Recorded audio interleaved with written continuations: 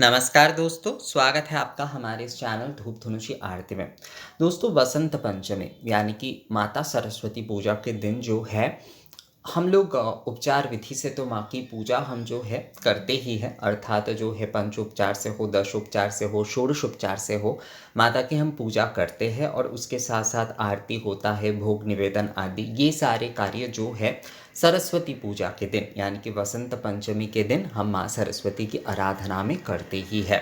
पर कई लोगों का आप में से जो है, जैसे कि मुझे बहुत मेल आ रहा है रिसेंटली जो है कि बहुत सारे मैंने जो है इसका रिप्लाई भी दे दिया है और इस वीडियो के माध्यम से बाकी आप सभी लोगों को जो है इसका उत्तर मिल जाएगा। तो आप में से बहुत सारे लोग मुझे जैसे कि बोल रहे हैं कि दादा हम लोग उपचार विधि से माता की पूजा जो है वसंत पंचमी के दिन करना तो हम सीख गए हैं, यानी कि दशोपचार से माँ सरस्वती की पूजा करते हुए हम आरती आदि ये सब कुछ करना, निवेदन आदि विधि जो है ये सब कुछ तो हम सीख गए हैं, पर हवन जो है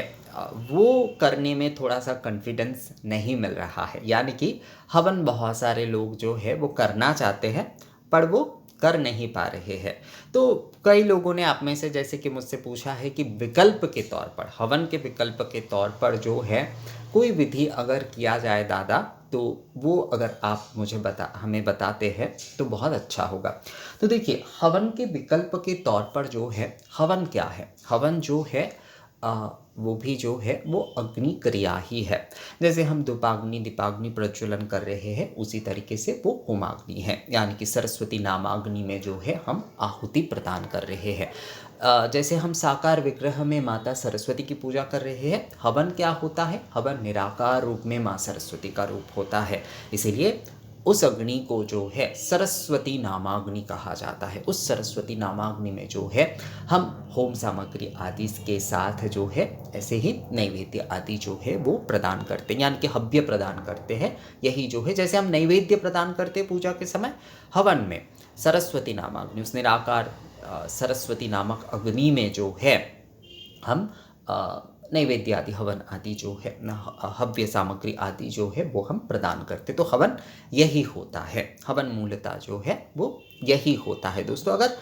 हम सरलता से अगर कहे, मतलब मूल विषय अगर कहे हवन की, कि जैसे साकार रूप में हम विग्रह में माँ की पूजा कर रहे हैं, उसी तरीके से जो है हवन के अग्नि में जो है निराकार होमाग्नि में ये जो है हम माँ सरस्वती नामाग्नि में हम जो है पूजन कर रहे हैं, यानी कि नैवेद्य आदि उसमें ही अर्पण कर रहे हैं हव्य के माध्यम से। तो अगर आप हवन नहीं कर पा रहे हैं तो देखिए, विकल्प के तौर पर तो मैं नहीं कहूँगा, पर मैं ये कहूँगा कि उस जगह पर जो है अगर आप हवन नहीं कर पा रहे तो वहाँ पर आप जो है आप दशांग धूप हवन कर सकते, यानी कि धुनुची पात्र में ही एक जो है आप सरस्वती नामाग्नि प्रज्वलन करते हुए जो है आप उसमें 10 बार जो है माता सरस्वती के गायत्री के साथ जो है आप आहुति प्रदान कर सकते हैं। साथ में आप धूनों पुराणों आदि ये अनुष्ठान भी कर सकते हैं। पर मैं आप लोगों को कहूँगा, अगर सबसे सरलता से अगर आप लोग करना चाहते, क्योंकि देखिए दशांग धूप होम आदि ये भी कई सारे लोग जो है जो साधारणता पूजन कर रहे हैं, जिन्होंने अभी अभी जो है उपचार विधि आदि निवेदन आदि सीखा है, तो उनमें से बहुत सारे लोग जो है ये करते हुए भी थोड़ा बहुत घबरा जाते हैं, क्योंकि ये मैंने देखा है। तो इसलिए सबसे सरलता से जो है आप माता के यज्ञ धूप से आरती करिए, यानी कि धूपाग्नि प्रज्वलन करते हुए, धुनुची धूप प्रज्वलन करते हुए उस धूपाग्नि से जो है, उस यज्ञ धूप से जो है माता सरस्वती की आप आरती करिए। आप उसमें दशांग धूप, सप्त धूप या षडंग धूप, कोई भी धूप से जो है आप मतलब उसमें ही धुनुची धूप आप प्रज्वलन करिए, आरती के धुनुची धूप आप जो है वो प्रज्वलन करिए धूपाग्नि के साथ। उसमें जो है माता सरस्वती के नाम से ही आप जो है जो धूप सामग्री है वो आप प्रदान करिए।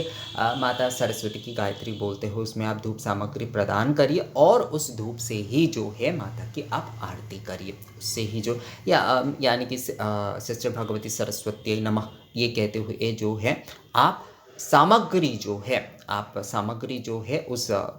धूप पात्र में जो है, प्रज्वलित धूपाग्नि में जो है आप प्रदान करिए और फिर जो है उस यज्ञ धूप से जो है माता की आप आरती करिए। इसके साथ साथ अगर जो है आप सप्तदीप से माँ की आरती करते हैं तो ये बहुत अच्छी बात है। यानी कि सप्तदीप जो है ये अग्नि के सप्त जिह्वा के प्रतीक है। तो अगर जो है आप यज्ञ ना भी कर पा रहे हैं तो वहाँ पर अगर आप जो है ये यज्ञ धूप से आरती करते हैं, अगर आप जो है सप्तदीप से आरती करते हैं तो ये भी आपको जो है यज्ञ समफल ही प्रदान करेगा।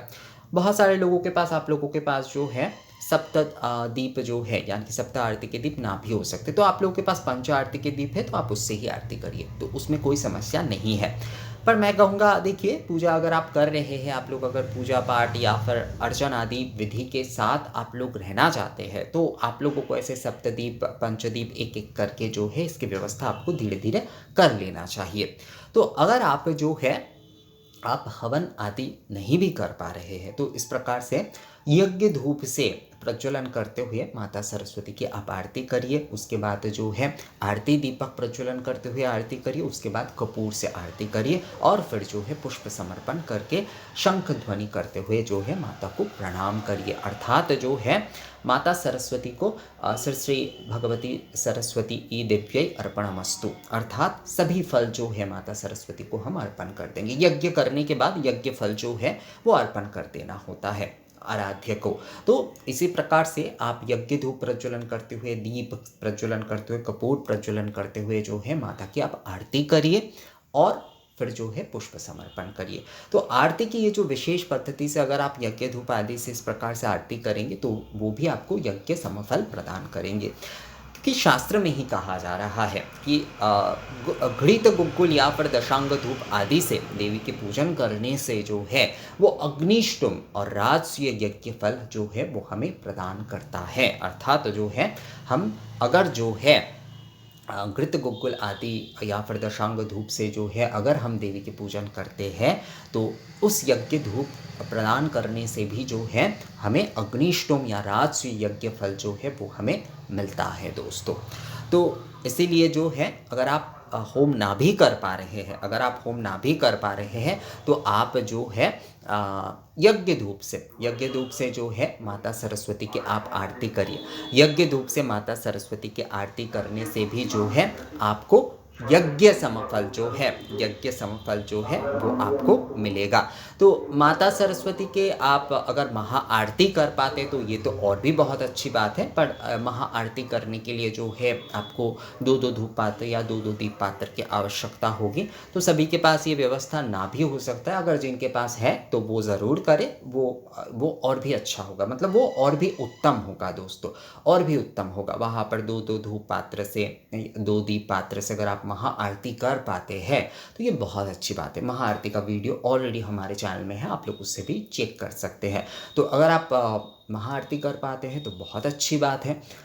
अगर महा आरती नहीं कर पा रहे तो समस्या कुछ नहीं है, आप जो है आप यज्ञ धूप से इस प्रकार से जो है धुनुची धूप जो है यज्ञ धूप से जो है माँ की आरती करिए। उसके बाद जो है घृत दीपक से जो है माँ की आरती करिए, कपूर से माँ की आरती करिए। इससे ही, इस तरह से आरती करने से ही जो है आपको यज्ञ समफल जो है, अग्निष्टोम यज्ञ समफल जो है वो आपको प्राप्त होगा। और यज्ञ जो लोग ना कर पाने के कारण उनके मन में थोड़ा सा हिचक होता है कि हम पूजा तो कर रहे हैं विशेष दिन में पर यज्ञ नहीं कर पा रहे, तो ये भी जो है आपका होम कार्य ही हो रहा है। आप यज्ञ धूप से जो है अगर आप आरती कर रहे हैं माँ की तो ये भी जो है आपका होम कार्य ही हो रहा है दोस्तों। आप यज्ञ धूप जो है घृत सामग्री आदि से, गुग्गुल आदि से सही तरीके से आप प्रज्वलन करिए। धुना गुग्गुल आदि के साथ जो है अगर आपको दशांग आदि नहीं भी मिल रहे हैं तो केवल पीत, धुना, गुग्गुल, घृत से ही जो है आप यज्ञ धूप प्रज्वलन करिए और उस यज्ञ धूप से जो है माता सरस्वती की आप आरती करिए। उसके साथ साथ घृत दीपक से जो है, घृत दीपमालाओं से जो है माँ की आप आरती करिए। तो ये भी जो है यज्ञ समफल ही हो रहा है, अर्थात यज्ञ समान ही अर्चन हो रहा है। अगर सही शब्दों में या फिर आसान भाषा में कहा जाए कि यज्ञ धूप से और घृत दीपक से जो है आरती करने से ये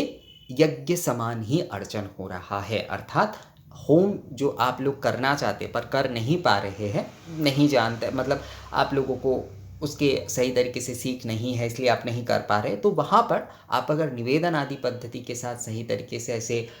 यज्ञ धूप से और घृत दीपक से आरती करते हैं तो वो भी जो है आपका होम ही हो रहा है दोस्तों। तो सरस्वती पूजा के दिन इसी प्रकार से जो है यज्ञ धूप से और घृत दीपक से, कपूर से, भीमसेनी कपूर से जो है आप माता की आरती करिए और इससे ही आपको जो है आपका होम, अगर आप लोग ना भी कर पा रहे हैं तो भी आपका पूजन जो है होम समान ही जो है फल प्रदान करेगा। तो ये वीडियो कैसा लगा आप लोगों को मुझे कमेंट्स करके ज़रूर बताइएगा। मिलते हैं आपसे अगले वीडियो में, तब तक के लिए नमस्कार।